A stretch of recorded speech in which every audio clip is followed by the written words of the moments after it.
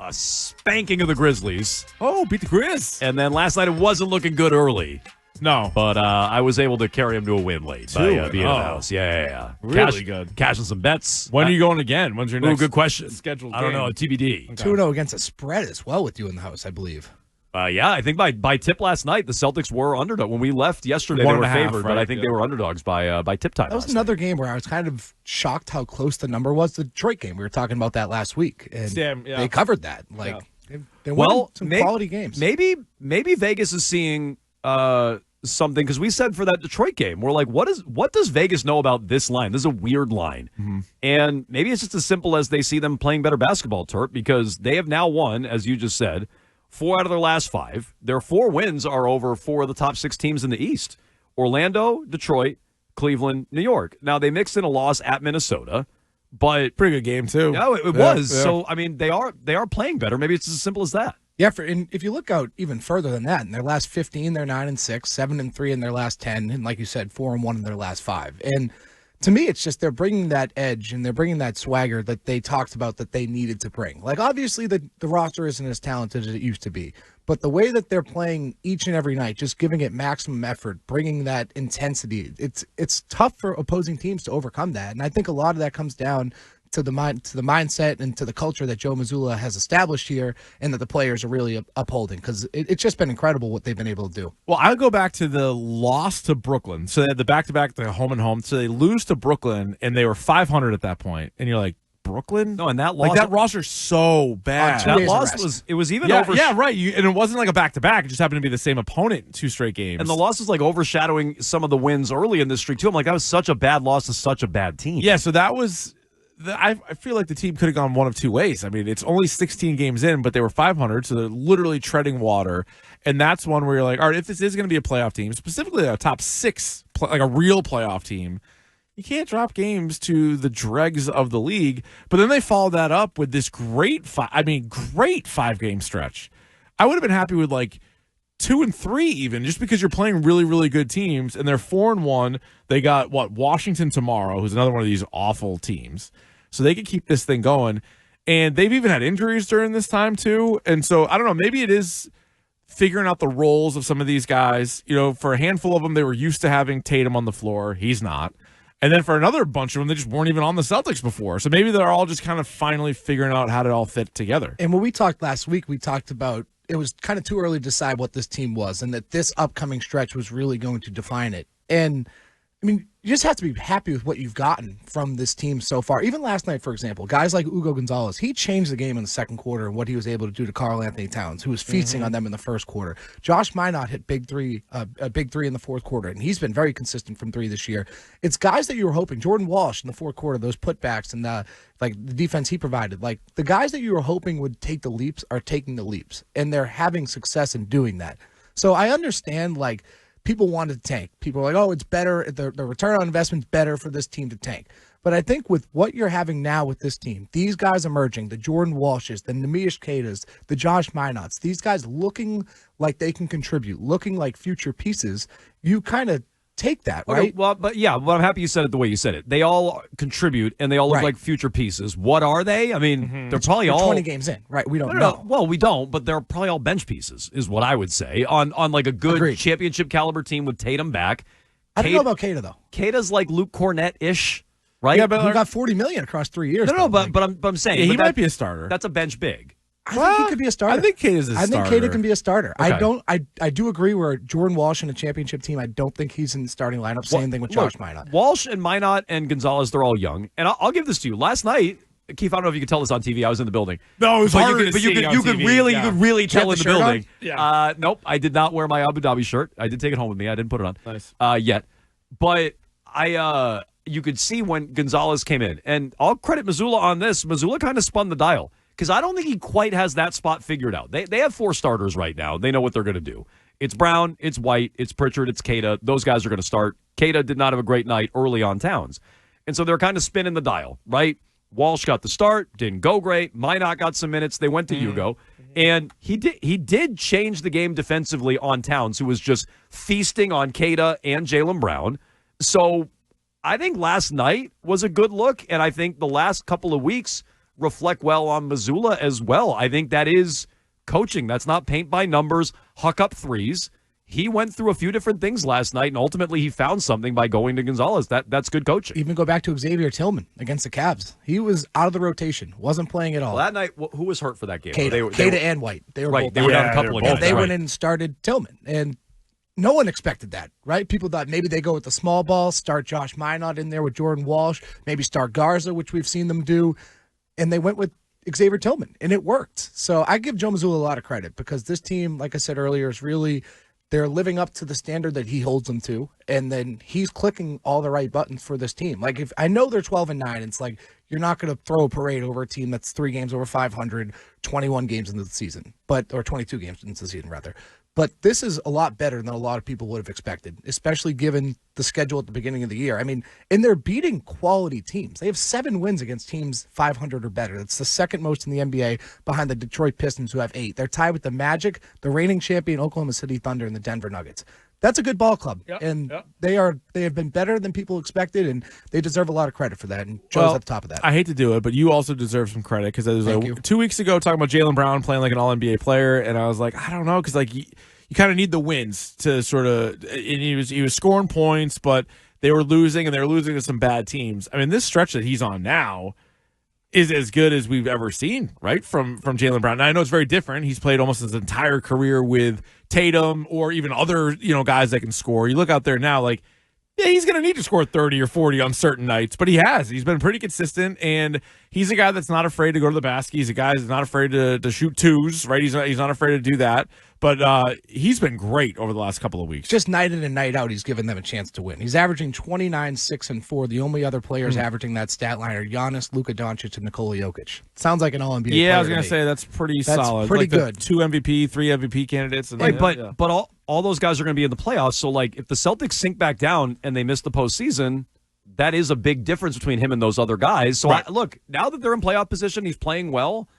I do think you're onto something, Terp. And maybe it's just they started slow. Mm-hmm. They were missing Tatum. Brown had to find his role. Mazzulla had to find out what he had on the roster.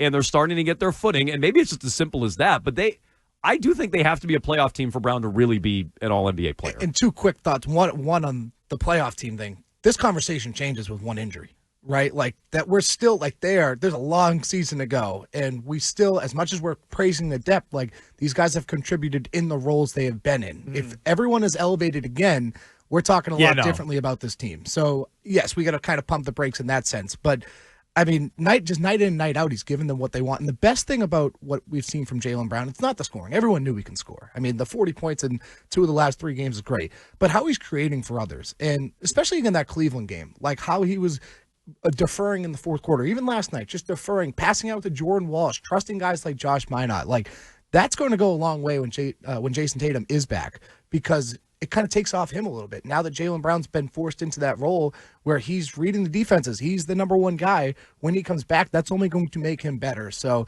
I mean, this has just been a great year for him. I mean, the development has been there. There was a lot of questions going in, a lot of talk about whether or not he can be a true number 1, and I think he's answered that pretty resoundingly. What have you seen from Peyton Pritchard? I think the conversation about him coming off the bench or starting, like, that's pretty much over. Like he's been out there. He had the monster game a couple nights ago, almost a career high, 42 points. He's still shooting 33% from 3, where he's been pretty consistently a 40% 3-point shooter. Is that just the types of shots he's taking, or is it like just not a great shooting year for him? Is there anything you see in his more game? attention from defenses? I think it's too, because it's about the both. same number of shots as it was last year. It's just I'm sure with the guys around him, they're not quite as wide open. Yeah, we've talked about it with him and Derek White. Right. Like, a lot of their shots are now pull-ups as opposed to catch and shoot threes, and those are a much more high-efficient shot. And that's kind of the result of being a 1 or a 2 when you're on the floor sometimes when the lineups where Jaylen Brown's not out there. So I think some of it is kind of balancing that new role. But to Pritchard's credit, like, he's, as a point guard, has done a terrific job just running the offense. His assist-to-turnover ratio is incredible, one of the tops in the NBA. So as a point guard, he's been great. But with both him and Derek White, they need the scoring, right? Like, you can't expect Jaylen Brown to go out and score 40 points every night. There are some lineup, like Brown was in early foul trouble last night, and some of the lineups, you just need guys who can put the ball in the basket. Yeah. And it's like some of these lineups are, I'm using as Kata and White and Pritchard and Simons. Yeah, They won with Shireman last night. Yeah. Oh no, maybe that's what it was. It was Shireman early, yeah, and you're looking at it going, who the hell is going to score? Where are they going to get some buckets? And it really does have to be those two or Simons. And yeah, basketball is about more than just putting the ball in the basket. But when Brown's off the floor and without Tatum this year, they do need those guys to do that. I'm with you on that. And you look at the Anthony Simons games recently. You look at like 12 points last night. He shot 5 and 9. Not crazy. But he gave them what they needed in the first half and really kind of helped steady them out in the first half. And he did that against Cleveland as well. So I think he is getting a little bit more comfortable in his role, especially in the first half. He's been great coming in and just being aggressive right away, giving them the scoring they need. But I think once he continues to get more acclimated, and he's kind of talked about it. He's growing more comfortable. Joe Mazzulla talked about it last week where he sees him getting more comfortable in the role. Like, you go from being a primary option to being the sixth man on a team that was kind of figuring itself out. You're not necessarily the primary ball handler all the time anymore. So it was an adjustment, and I think he did deserve some patience and some grace in that process. And when he starts to click a little bit more, I think it's going to do wonders for this offense. What are the chances, though, that let's say he does kind of figure it out, and then 2 months from now they trade him? I mean, still pretty high. Yeah. Still pretty high. Yeah. I think if you're going to circle any name on this roster that could go at the deadline, I think it consensusly would be now him. if they're a top 6 seed and they trade Simons, and let's say he's playing well, right? Like, occasional 20-point game, but just like consistently double figures off the bench, and he's like the team's third leading scorer, or I guess fourth leading scorer, and they trade him for, picks, an expiring deal or whatever. Like, I don't know. Like, that's going to piss a lot of people off. I think people would do it if it's for a big. I think people. Well, that's would what I was accept just going it to if it's say. for So a that's big. different. So that's what I was going to ask. But you. for picks, no. If they're just trading, picks- if they trade him for picks, that's unconscionable. Okay. To me, but they might. Yeah. But if they made a trade for a roster fit, that is what they need, right? Another big. I would say another big. And they found something with the small ball, and I think it works with what they're doing and the way they want to play, how they want to create chaos. Like, they found something there, but you need big men going to the postseason, right? We were just giving Cato's flowers. He can be a starter, but behind him, that's tough. It's very suspect. And Evan Mobley will have 25 rebounds or whatever. Yeah. So if you're going to make a move, it would probably be people would want a big man. But like right now, and again, we don't really know because we haven't seen it with this ownership group. Like right now, you kind of give them the benefit of the doubt that the moves made in the offseason were because of the second apron, and they kind of were very open about that. But if they trade him out and just kind of get picks and duck under the luxury tax, it's terrible. Then you can talk about it differently. Yeah. So look, to me, Simons for a big, maybe it balances your roster out better. Maybe Tatum's coming back, so that makes even a little bit more sense. Like, I could get behind that. Simons for picks is just that's it's like not the old Red Sox adage. It's like, the in-house trade deadline or whatever they used to say. Yeah, Jason Chris Tatum's Sale's your back. big coming back. Chris Sale's back. Well, it also depends on how Simons is playing. Like, I like Simons. I might even like the idea of Simons more than even what we've seen night in and night out. So if he's kind of struggling, I think people will excuse it and be like, oh, we trust Brad. But if he's like having a lot of good games and then they just flip him, it's going to really irritate people. Because I don't want to go too far with the Celtics and how they're playing. They are playing better. They're still the 8th seed in the East. But to me, how they played over these last 5 does cement our offseason expectations. They should be a top 6 seed in the East. Win 40-something games. You shouldn't be in the play-in games. You definitely shouldn't be in the lottery. Talking about tanking, even though they started poorly, I never got on board with that. But they should be a top 6 seed in the East. Is that a fair expectation? What are your expectations now that they've kind of leveled out through 22 games? My expectations really haven't changed. A team a little bit over 500, and that's what they've been. And right now, if you look at it, like, they win those Brooklyn and Utah games, 2 very winnable games. They could be looking at the 3rd seed in the Eastern Conference. Right. And It's still at the very quarter close, pole of the season, anybody would have signed up for that. Anybody. Like, they could be ahead of Cleveland. Who would have thought that coming to the year? Ahead of Orlando. Like, they are right there. And there were kind of glimpses of it earlier in the year. Like, even that Knicks game, the second game of the year. I know people don't necessarily like to count quarters or anything, but like they outscored them in 3 of the 4 quarters. It was that really bad second quarter was a huge run that did them in, and they fought back and made that pretty close in the 4th quarter until New York pulled away. So there were signs about this team early on, and it was kind of this growing pains, like what does Joe have on this roster? What do these guys have in their new roles? And now as they start to figure that out, you're starting to see things click a little bit. So I'm with you guys. Like, this looks like a team that has the making, they have the ethos, they have the talent, and they have like the mindset to overachieve in expectations. All right, it's pure hoops, not just pure Celtics. So the NBA record for most wins in a regular season is 73 by the Golden State Warriors back in 2016. The Oklahoma City Thunder are currently 21-1, How many wins do they finish with? I think they're going to go over 70. Like, I really do. They're 21-1. I think they win crazy. 75. I think they break the record. And Okay, they did a lot of this without Jaylen. That's what I'm saying. Who was Like, an All-NBA player last one of the year. great Jaylens that we just mentioned came back. earlier. Top Jaylen for sure. Top Jaylen. They started 8-0. They lost to Portland. They've won 13 in a row since. They're 21-1. Yeah, That's how you defend the title. they And are. they've had, They're some going to tough break. They're games. going to break the record. Yeah, Like, they, look at opening night. They went to double overtime. Yeah. And then they had another two double nights. overtime. First two There's games were first both two double games of the year. overtimes. Yeah, Houston and Indiana. It is just like that team is just so insanely talented. And again, they're doing it without an All-NBA player. They I know haven't it just even came been fully back, but, healthy. they haven't been fully healthy. Shai Gilgeous-Alexander's doing the same stuff that he's done last year. He's like every night when we do the best NBA performer of the night, he's in there. I was kind of shocked to know they only have 7. They're 7-0 against teams over 500 though.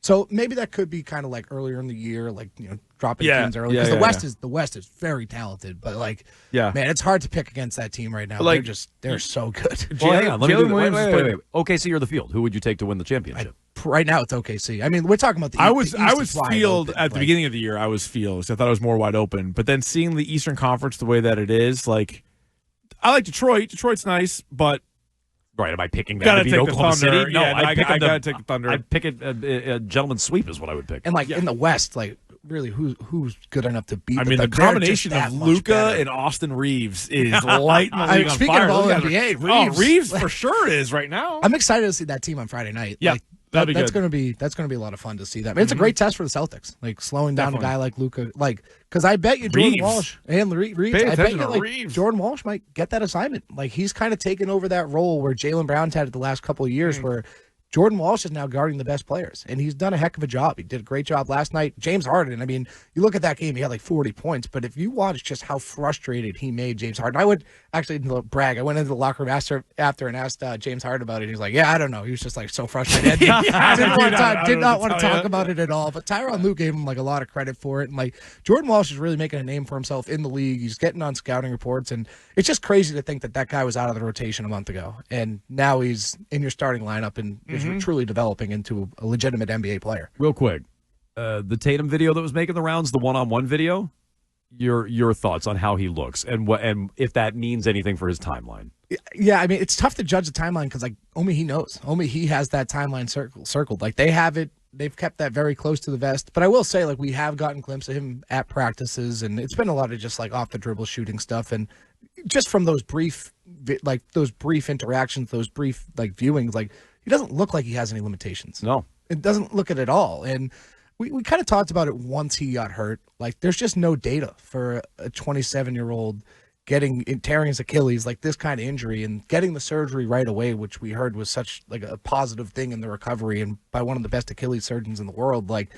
It seems like everything was just kind of falling in line, and it does seem I don't know, I don't know what his timeline is, I don't know what he's planning to be, but it just looks from seeing him there are no limitations. But I will say too, and we talked about this as well, it's kind of unfair to expect him to come back and be an All-NBA player. True. Right? I think that's something That's why that a lot of people guys didn't even try it. People are looking at the Celtics team. They're hey, they're right in the thick of things in the East. Wait until they get Jason Tatum back. That would be great. Right. But that's independent. He's playing right? 16 minutes. The most important thing is just getting him on the floor and letting him relearn his body, letting him trust his body again. Because that mental hurdle is just going to be so hard to get over. So I just think it might be a little bit overzealous to look at it and be this team's going to have Jason Tatum. Look out, the East is wide open, because he's not going to come back and be an All-NBA player. That's just an unfair expectation. 617-779-7937. You can talk Celtics here with Jones and Keefe. That is Pure Hoops with Justin Turpin, weei.com, WEEI. You can follow him there at Justin M. Turpin for all of his Celtics coverage, press conferences, practice footage, game breakdowns, etc. Turp, as always, we appreciate it. Thanks so much. All right, thanks, guys. Thank you.